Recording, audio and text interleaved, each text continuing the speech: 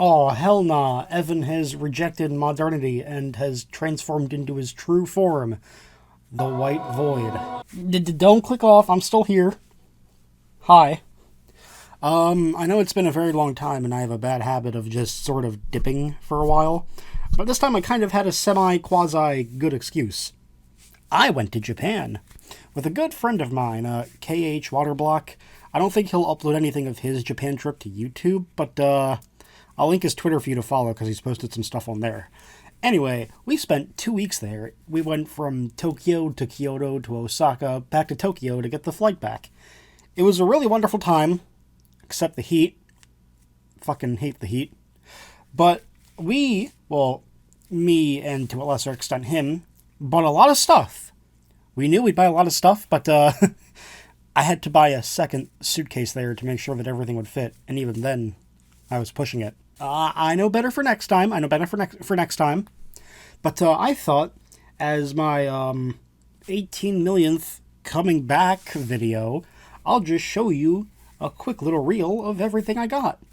Now, the video perspective is going to change a lot here. You might see some shots that are like a bit more up, might see some that are a bit more down, and I do think that this is the first video, at least on this channel, that's using this sort of light box. You know, where they put the things on to make it look all professional, or like to give it proper lighting. This will be the first time on YouTube that I'm using this, and I decided I wanted to put it to good use. Now, as a word of, not warning, but just as a heads up, a lot of the stuff here is not going to have any rhyme or reason to why I'm showing it off. It'll just be out of the pile of stuff up. I know that like behind the box, in the other side of the basement, is a lot of my stuff congregated over there. I started organizing it, but I'm like, what's the point, man? So, without further ado, I'll just start with what I have around me. I figured that as I'm showing you guys what I got, I'll tell stories and share some of the footage and share some of the pictures of our time in Japan together. I make it sound like I'm dating him. But first off, we have, and I'll show these unboxed later, we have the My Hero Academia Next Generations 2 KHWaterBlock figure. I found this at the used section at AmiAmi. They have an entire shop there. I don't know if anyone uses AmiAmi. A fantastic site. This is the first thing that I'm showing off, and I wish I had better lighting, even though I know that I have the light box. But here she is. And for a lot of the figures that are boxed, I will show them unboxed as well. There she is. Good old earphone jack. It's nice to get more merch of her. Speaking of KHWaterBlock, we have The Amazing Heroes, Volume 28. This was her figure that she got in one of the more basic Bandai Namco Banpresto lines. I was waiting for a while to get this, because it's been out for a bit, but I didn't want to pay exorbitant convention prices. So I got her for like, what, $12 in Japan? And here she is out of her box. Once again, very nice. Kind of the standard fare for Banpresto's Amazing Heroes line. But all the characters look good, and I think that's what matters. Next up for figures, we have Pinky, or Mina Ashido, from, again, the Age of Heroes line. It's nice to see her also get a figure. I got her for less than $10 in, I think it was Akihabara. And I'll show what she's like out of her box in just one moment. And here she is, Pinky, formerly known as Alien Queen, Mina Ashido. It's nice to see her get some merch as well. Very well detailed on everything. Very nice.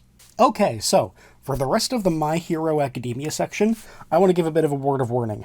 Some of this stuff was purchased from the Jump Shop. It is a shop specifically for Shonen Jump properties. So My Hero, One Piece, Jujutsu Kaisen, Undead Unluck, which is a new one coming up. It seems kind of cute so far. But stuff like that, like Naruto and whatnot, and Bleach. So, some of the stuff is more based on the manga than it is the anime. So if you're not all caught up with the manga, be forewarned, some of this is going to delve into spoiler territory. I'm going to try to get the spoiler stuff out of the way, so I will put a timestamp probably in here. If you want to skip anything that is manga related, that will be classified as somewhat spoiler-y. Okay? Okay. First off, because manga is so dirt cheap over there, I got the Japanese version of My Hero Academia Volume 37. Let me see if I can't get a better look at it. So this is one of the ones that's going to be very spoilery. It's one of the volumes that America hasn't gotten quite yet. I don't think we're getting it till sometime next year. And then here's the back with shoji on it. And then the spine has edge shot. Very nice. And one of the things I like compared to the American releases, or even the European releases, is if you look in here, I'll try not to spoil too much for you. So you see Spinner there, Shuichi Iguchi. But one of the things is when you remove the initial cover, you get these silver, like kind of silver drawings that are drawn by Horikoshi. So here's Edge Shot. I'm not completely sure what he says at the end of this one, but it's something about we're going to have to go all plus ultra out in the next volume, so stay tuned. But from what I remember, the American ones don't have these, so it's a bit of a cool difference. Next on our list is something more cute than it is cool, but it's a My Hero Academia little doorknob doorknob handle thing. You know, the ones that put in hotels that do not disturb, or you can come in. The front one has Shoto, Izuku, and Katsuki with do a lot of activities. And then on the back, I know you can't see it because of the copyright information, but it's them all eating at a table. I think this was the Endeavor Agency arc. And then it says, need a break. I need a break. Thank you. So this one I've had to place on the back of the cringe box because it's kind of big. But it is a My Hero Academia 2024 calendar. This is one of the drawings that Horikoshi drew for this was either the 8th or the 9th anniversary. But like every July, because that's when My Hero first started in the manga, that he would draw like these little anniversary drawings. So it's like a vast majority of the characters in very nice red suits. I think the back actually has some of the previews for what you get for each month. I know that it's not necessarily the best. Let me see if I can get a bit in. And again, proceed with caution for some of the spoilers. But you get some of the big scenes, like the now it's your turn, and the big three. You get some of the pro heroes, the League of Villains. I'll zoom out again to show you in full. Next up on our list that are like tangentially, potentially manga spoiler related, we have a little My Hero Academia A4 poster collection book. I have not opened this yet, so I will be a good man and I will scan ahead for spoilers if you give me just 1 second. So actually, upon further inspection, it looks like there aren't any real spoilers here, and this is not what I thought it was, but that's totally fine, because it's actually a bit cooler than I thought. So this is meant to sort of be a little collection for posters that you are getting in the A4 size. I'll post like the size of A4 paper or A4 posters in the video, but like we see here, there are examples of Izuku, Shoto, Katsuki, and then they have Tenya, Present Mike, Eraserhead, and then Eijiro, and then Hawks. And then on the front is Izuku, and the packs that I got, all the posters that I got, ended up being all Eijiro Kirishima themed. All Red Riot. Really, really nice art of a side view, or a profile view. Here he is with his hair down. Fun fact, did you know that his hair is actually black and that he dyed it in the name of Crimson Riot, who is his favorite hero? And then here he is in one of his unbreakable forms. Kirishima's a cool guy. I figured I could zoom in a bit because most of the rest of the My Hero stuff I bought are more little trinkets and buttons. So first of all, we have this little acrylic stand of Vernon. She is Endeavor's sidekick, and you see her in the Endeavor Agency arc. She's voiced by Lisa Ortiz, who used to be the voice of Amy Rose in Sonic X, and through a lot of the 2000 Sonic games. Just a little factoid for you there. A lot of these little buttons and trinkets and other little posters were bought from a shop that I cannot remember the name of the shop off the top of my head, but it sells like a lot of stuff that you would put in Ida bags. So like this one, it's a little print. It's supposed to be like a little photo print of Kami Utsushimi. Like they spell her Kemy. Before I actually started watching the show, I thought it was Cami, but it's actually Kami. So a lot of these are meant to put in an Ida bag. And if you don't know what an Ita bag is, at conventions, you'll see people that like have bags with clear tops or like clear fronts that have a bunch of like 1 or 2 characters on them. So like you'll see a bunch of ones with Love Life characters, or you'll see a bunch of them with Dr. Eggman pins, which I respect. That's just sort of a culture where it's like, you show your love for a character you like, or like a pairing of a shipping. And I bought a lot of the ones of the more obscure or lesser seen My Hero girls. So this one is of Ryukyu, the Dragoon hero. One of my favorites who does not get enough attention. Please give her a figure. And then we have over here another actual button of Ryukyu. Let me see if I can get a better look at it. I'm sorry, I have not yet mastered the box, but here she is. Next up, we have... This one might show because it's very sparkly. We have one for Mei Hatsume, who, again, does not get too much merch despite being an earlier character. I remember this was a line of merchandise where it had some of the Class 1A people with, like, really exaggerated gear. So Izuku had, like, the big shoes. Tenya had the big, like, engine mufflers. And it was, like, Mei Hatsume's little creative shop area. Here is a hopefully better view at the Mei Hatsume pin. There is a police car driving around my neighborhood right now, and I don't know what crime I've committed. Here's a very big pin of the boy Tomura Shigaraki. His birthday is the 4th of April, and this was, I think, for a commemorative line of a bunch of Shonen Jump characters when their birthdays would align. I have not yet mastered this box, so I apologize, but here he is. You know, he did nothing wrong. And now we have this little Izuku Midoriya little, clip-on keychain thing. This was at a My Hero themed pop-up shop. I'll post the picture up here right now, but it was really cool. It was one of those ones where you play a lottery, and depending on what number you get or what letter you get, determines the tier of prize. I played it once and I was like, oh, I get this cute little pin. That's really cool. I always wanted to participate in a pop-up shop, and now I did. Coming back at you with a clear poster of Izuku Midoriya, part of one of the My Hero Ichiban Kujis. Now what is an Ichiban Kuji? So, imagine this. You're in Japan. You go to a Family Mart, which is their form of big convenience store, and you see a billboard for an Ichiban Kuji for a different franchise. It could be for anything.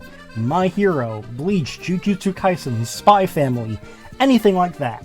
There are multiple different tiers of prizes. You can see this one here is an H tier, so that's typically among the lowest.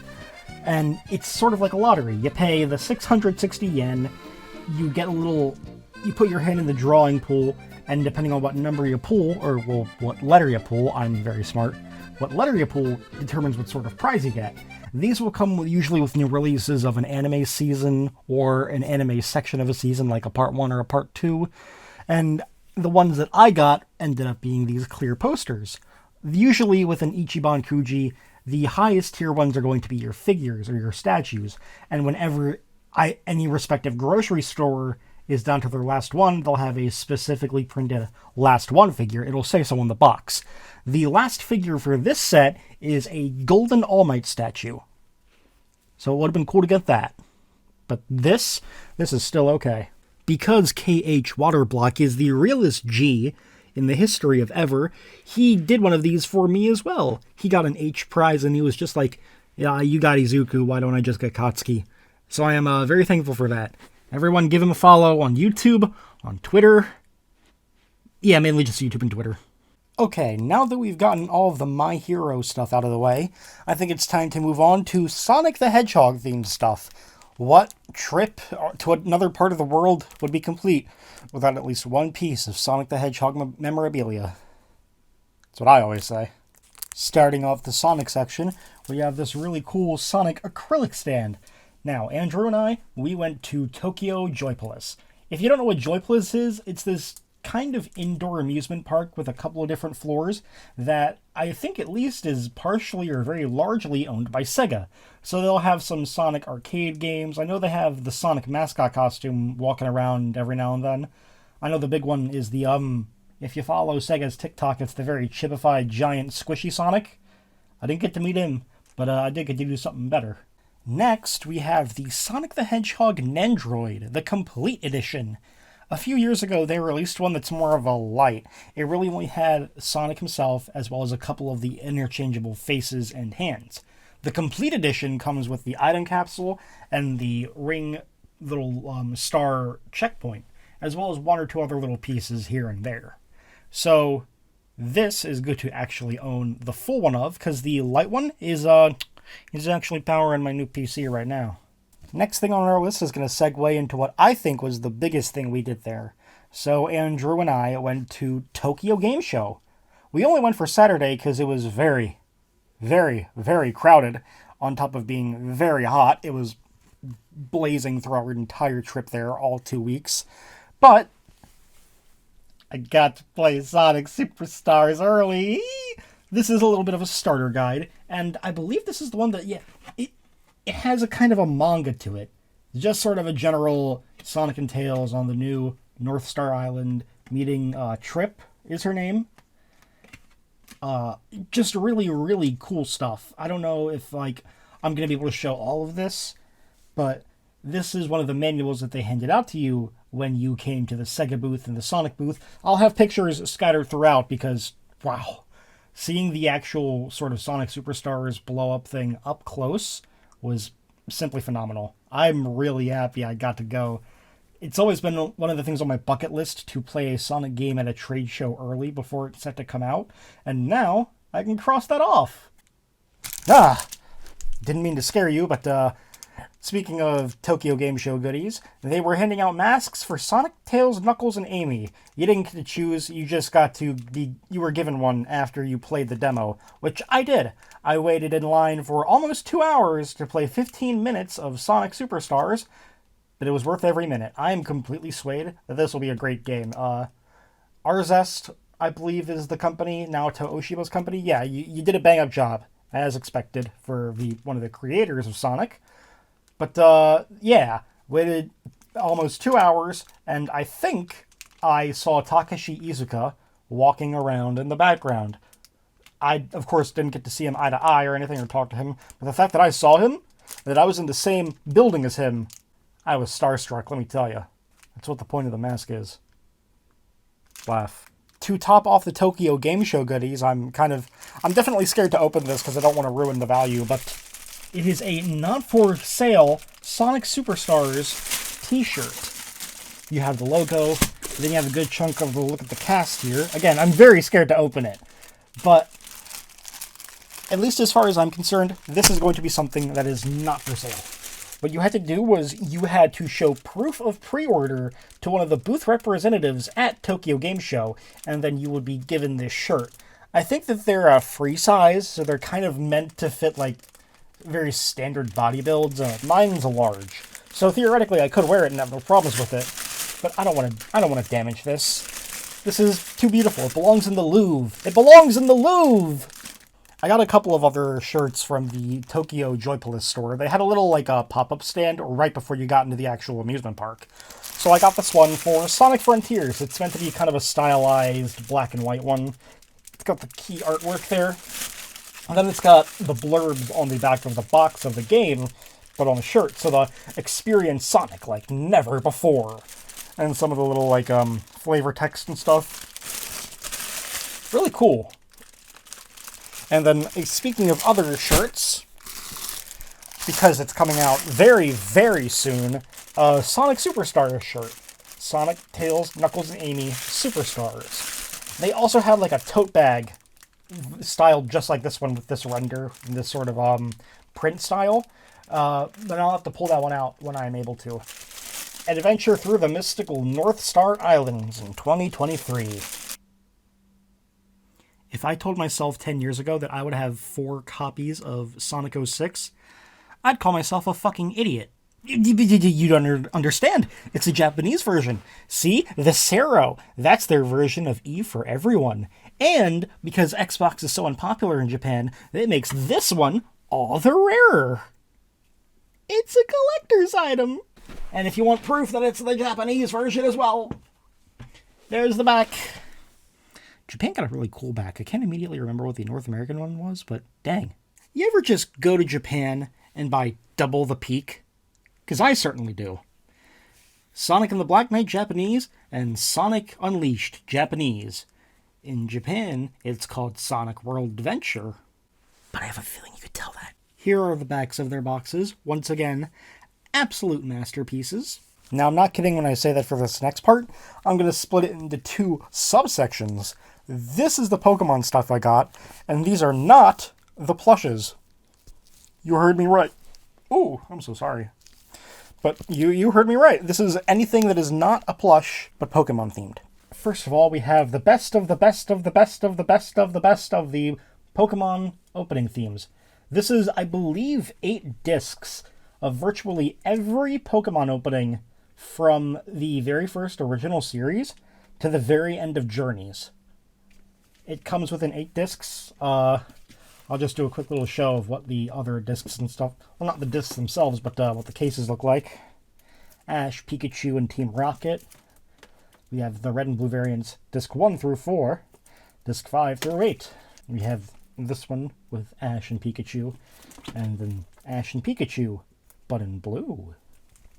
And then I believe we have the booklet that has things like the song lyrics and some interviews with the staff and the cast and crew. We just do a flip. Got a bunch of stuff, sort of separated by each generation. Very nice. Back on my pin game, I was only able to find one Pokemon one that I really liked, but it's of Lenora from Pokemon Black and White. She was my favorite gym leader in that game, and she is never talked about. Hey, DNA, can you add her to Pokemon Masters, please? You have literally almost every other important Unova character, but her and maybe a couple others. What are you waiting for? Speaking of gym leaders that don't get enough attention, I only bought one card, just one card single, and it's of Rhyme from Scarlet and Violet. She was not in pre-release material for the game, so I doubt she's going to get much in the way of merchandise, but here's her full art from Ruler of the Crimson Flame. One of my pipe dreams in life, or one of the things that's like really far in on my bucket list, is to try to get either at least every single Japanese Pokemon movie, or to get a large collection of my favorite sagas or episodes of Pokemon in Japanese on DVD. Well, I'm very slowly working my way towards that goal, and with that we have the Mewtwo collection. Now this is a really interesting collection. As you can see, half of Mewtwo's face, Mega Mewtwo Y, and then on the back is just regular Mewtwo. The collection comes with a variety of different things. So first of all, it comes with the 16th movie, the Extreme Speed Genesect movie. And it also comes with a little prologue, the Mewtwo Prologue to Awakening. But that's not it. It comes with the first movie, it comes with Mewtwo Returns, and then it comes with the episode where Ash faces the Viridian Gym and Gary faces the Viridian Gym, and that's where they had Mewtwo come in and wreck Gary's shit, and that was meant to be one of the prequel episodes to the Mewtwo movie. So it comes with a whole bunch of Mewtwo-flavored things, all across 3 different DVDs. Really cool collection, and I kind of wish they did it with some of the other legendaries. Now, the next one's a little bit interesting to me. This is the Deoxys Crisis. So this is from Pokemon Advanced Generation, and it has the episodes that tied in with Pokemon Ranger, the DS spin-off game from 2006. So this is only, I believe, the 2 episodes with Solana, the Pokemon Ranger, coming in to try and catch Deoxys.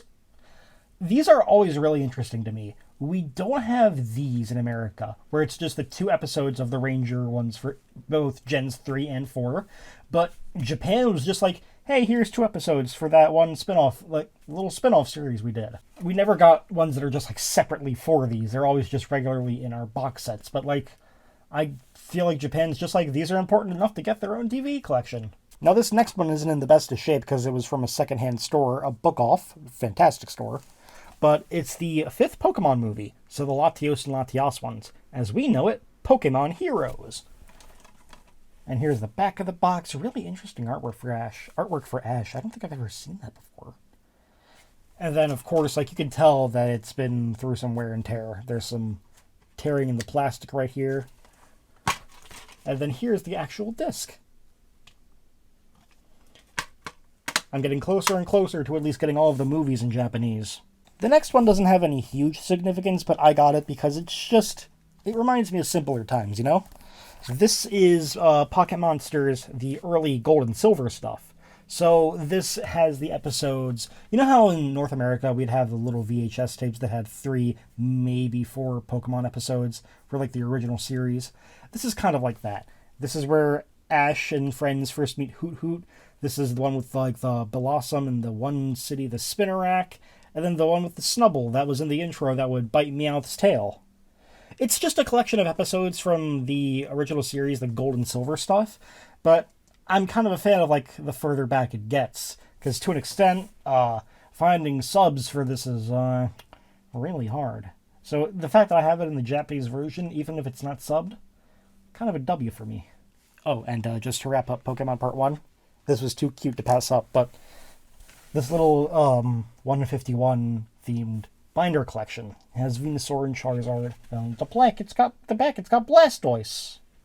It's got this little band to keep it together, so it goes like this. And as you can see, if we open it, you're going to have 2 card columns. I don't know if I'll even use it, but it's a cute thing. Look at all of these little creatures. These are all of the Pokemon plushes I bought when we were in Japan.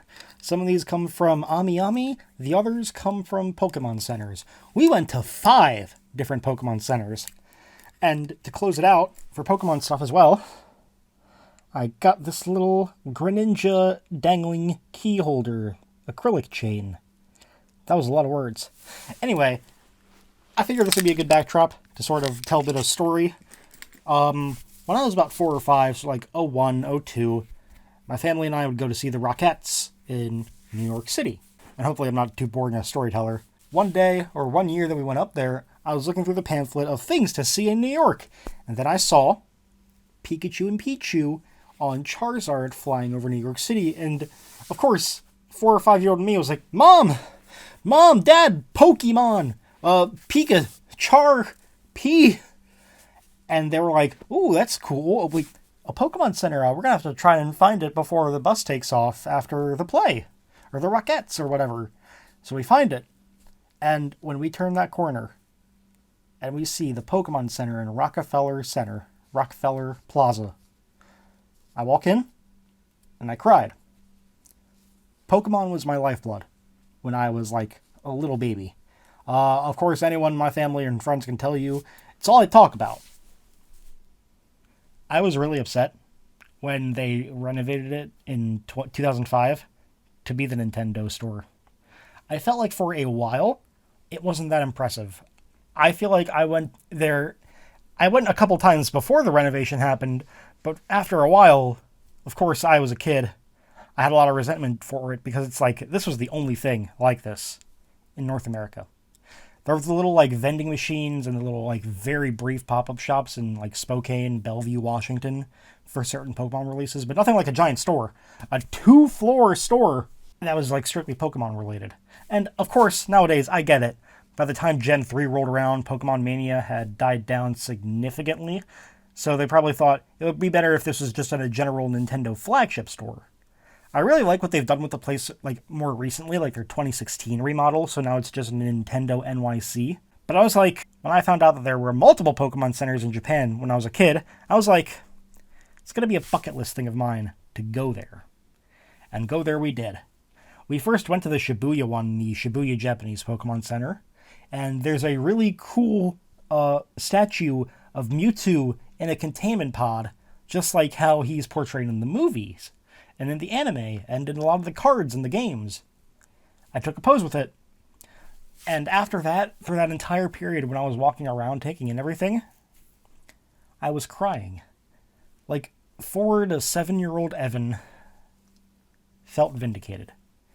That year-old, whatever, Evan came out at that moment. And I was just like, I've never seen Star Wars past past episode 4, so the first movie. But the scene of, I can't remember what movie it was, the one where it's like, Chewie, we're home. That's how I felt stepping into all those Pokemon Centers. Again, we went to 5 different ones, and the pictures will be scattered around through here. But I didn't get bored of it once. I feel like each one had something a little different to differentiate it from other ones. And I'm so happy that I got to go to all the ones that we did. I don't even think we went to half of the ones that are like publicly, like currently open right now. But I am grateful that we went to them at all. So it was just a really feel-good moment. By the way, Regice, Registeel, Regirock, Infernape, Dracovish, Gliscor, Sceptile, Venusaur, Regigigas, Blastoise, Heracross, and Tyranitar. I don't have a problem. And as I was looking through my pile of stuff, I found one more Pokemon thing. This little button of Rhyme and her Houndstone. You know, the MC of RIP. Hi, can I interest you in the Vocaloid known as Mako? No? Okay. Well, in that case, how about I interest you in the Vocaloid known as Mako? Still not a fan, huh? Still not a fan. Oh, okay, that's fine. How about I interest you in the Vocaloid Mako? Could I interest you in the Vocaloid Mako? May I interest you in the Vocaloid Mako? Very hard to see, but that is Mako. And as final added measure, may I interest you in the Vocaloid Mako? I apologize once more. The true final Pokemon item that I have is this cool little acrylic print of Ash and Pikachu from Pokemon Journeys. That's the strongest trainer in the world right there. I will admit, I don't have too much in the way of Square Enix stuff, but what I do have I think really counts for it. So first of all, if I can just scooch over there, Andrew and I went to one of the Square Enix Artnia cafes. What it is little cafes that have Final Fantasy, Dragon Quest themed drinks, stuff like that, but they also have their really cool merchandise store. And of course, they had Kingdom Hearts stuff. I bought 2 clear files. The one on the left is Birth by Sleep, and the one on the right is Kingdom Hearts 2. Some very old school ancient artwork. You could say they could double as posters, but they're mainly meant to like store files and stuff. Still cool though. Also from the Realm of Light, I got these little metal charm wayfinders for Terra and Ventus. Ven's is the green one, and Terra's is the orange one. They didn't have Aqua, sadly. I know I do it very sporadically over on Twitch with my friend Gumpers, but we've been sometimes, whenever we do tend to stream together, we play Final Fantasy X. I'm still on my very first playthrough of it, over halfway through the main campaign, and I still really, really like it. The music, in particular, has blown me away a lot so far. I'm playing with the remastered soundtrack, so when I saw that they actually had a physical copy of it, I had to buy it right away. It was only like $12, $13. Easily worth the money. What's in the black box, they say? Well, I'll show you. Ah. The Sora Playarts Kai Kingdom Hearts 3 version 2 Deluxe. But for real, here is Sora in his box. This is the deluxe version of the Playarts Kai. It's a really not complicated, but it's a really intricate figure. And they've also done these for like Riku and Kairi and a bunch of other characters in the past. Here he has the shooting star and the Ultima weapon for KH3. And of course he has the regular Kingdom Key, a few exchangeable faces, stuff like that. And then they have his little character blurb.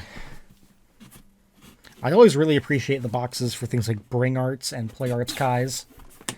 And for posterity, I'll show the back of the box, which is really nice with Sora, Riku, and Kairi. Lord, forgive me for my sins, but I bought Disney merch. So, the story with these guys, don't mind Donald, he died in the Cold War or some shit. But the story with these guys, Andrew and I went to both of the Disney parks in Tokyo Disney. We went to Tokyo Disney Resort, which is your Disneyland, your Magic Kingdom, and we went to Tokyo Disney Sea, which has a more like aquatic themed rides and is actually on like the harbor or the sea part of that area of Tokyo. I am kind of picky with my Disney merchandise. Of course, besides Kingdom Hearts, I have very specific like favorite Disney movies or characters. Like my favorite Disney character of all time, Max Goof. My favorite Disney movie, at least from the 90s, that is not any of the Goofy movies, is Tarzan. Those are kind of niche picks when it comes to actually finding Disney merchandise, so of course I just don't buy much. But I felt like this time was a little bit different. Goofy is my favorite of the sort of Mickey, Donald, Goofy trio, and I've always just liked Mickey's outfit in the Disney parks. It kind of reminds me of the 90s Chuck E. Cheese when he'd wear his tuxedo. Like this Mickey looks fucking fresh. I've always thought that. I just had to get him. I thought it was really cute. Same with Goofy here. Sorry, Donald, I did not have the space for you. Speaking of Disney, both parks were really great, but at least for Tokyo Disney Resort, the main one, what if you wanted to go to Disney, but God said, 100-degree weather, bitch. Yeah, 100-degree weather, very high humidity. We had to constantly get drinks throughout the day and get some of those, like, Disney-branded fans for our head. And they were calling for rain, but we only ever got a light drizzle. We weren't even blessed with rain. That's how hard one of the days was. And then Tokyo Disney Sea was better, but it was still hot. Still quite hot. And it did rain that day, so that's a plus. But other than that, the rides there were fantastic. This is the first time that I had been to Disney in like 15 years. So I was thoroughly impressed. We have the boy. The boy! So, like I was saying, Max Goof is my favorite Disney character, probably ever. Even compared to everything else sort of in the Disney extended universe, like the Pixar and the Marvel and the Star Wars, none of them hold a candle to Max. I had no idea that they even made a Max Nendroid. I know that they made the Mickey, Minnie, Donald, Goofy, and I think Daisy and Pluto, but I didn't think they'd make Max. So when I saw him at the Ami Ami store, he was the last one there, so I was like, oh, he's an insta-buy. Like, no ifs, ands, or buts about it. Also, get out of there, Crumb.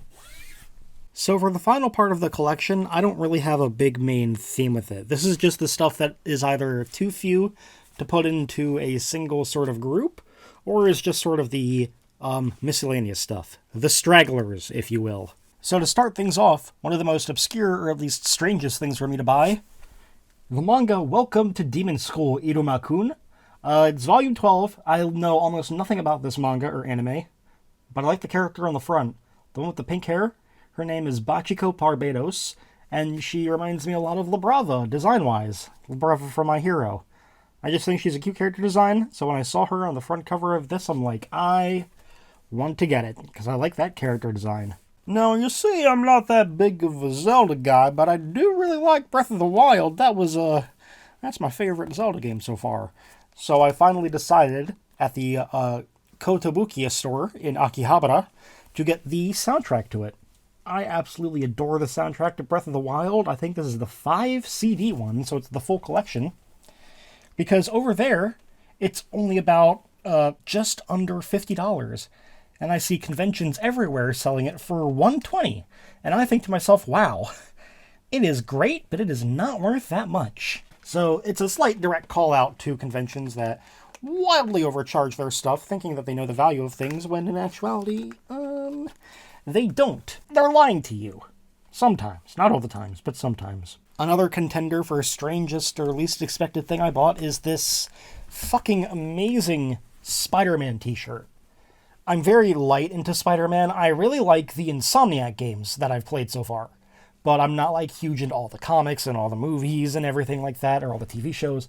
But oh my god, the Spider-Man ride at Universal Studios, masterclass in ride design. I loved every second of it. It was really intense. I like how it's based off of one of the 90s TV shows. And this shirt just went too hard.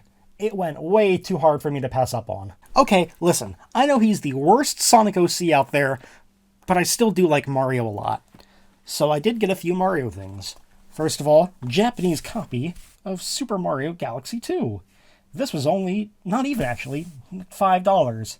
Or it was only about 500 yen. I have a Japanese copy of Galaxy 1, so the Japanese and North American Galaxy collection is complete. Even though I think 1's the superior game.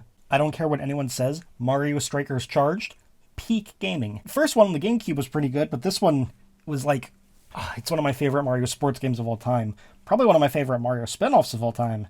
This was only 800 yen at a used game store, or like a used goods store. I really like the cover, even like compared to the North American one. I just love Bowser up there. He's so cool, dude. I think to close out the haul, I show you the stuff that we got from Super Nintendo World. One of the last days that we were in Japan, when we were in Osaka, Andrew and I went to the Universal Studios Japan, as I mentioned back with the Spider-Man shirt. It was a really, really fantastic time. We got to go on a lot of different things, and the big thing that we got to go to was the Super Nintendo World. So I'll show the little Mario keychain that I got here. It's very basic, but that's totally fine. He's doing his regular jumping pose. And here, it's engraved to just say Super Nintendo World for that extra bit of Nintendo branding. Can never have too much of that. We were able to get on all of the rides, all 2 of them for Nintendo World. Mario Kart Koopa's Challenge. Koopa is Bowser's Japanese name, by the way. And Yoshi's Adventure. Both were absolutely wonderful. 10-year-old me would have died going to this land. I do want to check out the one in California, even if it's the exact same. And I can't wait for them to open that Donkey Kong land that actually we saw being worked on while we were there. Of course, when it came to the power-up bands that you get in Super Nintendo World, I had to get the best one in Princess Daisy. I had ice all on my wrist with this baby. I'm so glad that they actually added her as an option. Thank you, Nintendo. Fucking, look at this dumb Bowser hat. It's just the top of his mouth and head, but it's fucking awesome. It's dumb. I kind of like it. It looks like something you'd wear at a sports game. They had these for like Yoshi and I think Boo as well, but Bowser is my favorite mainline Mario character, so I had to get it. Yes, I will show you a picture of me wearing it. He's beautiful. And last, but definitely not least, I got this totally official Mushroom Kingdom approved, certified Mario Kart Universal Trophy.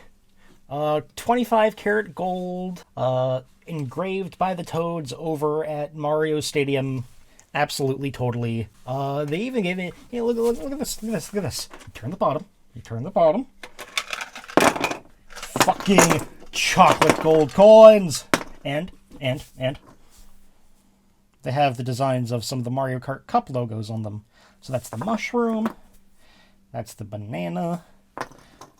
That's the Super Leaf Cup.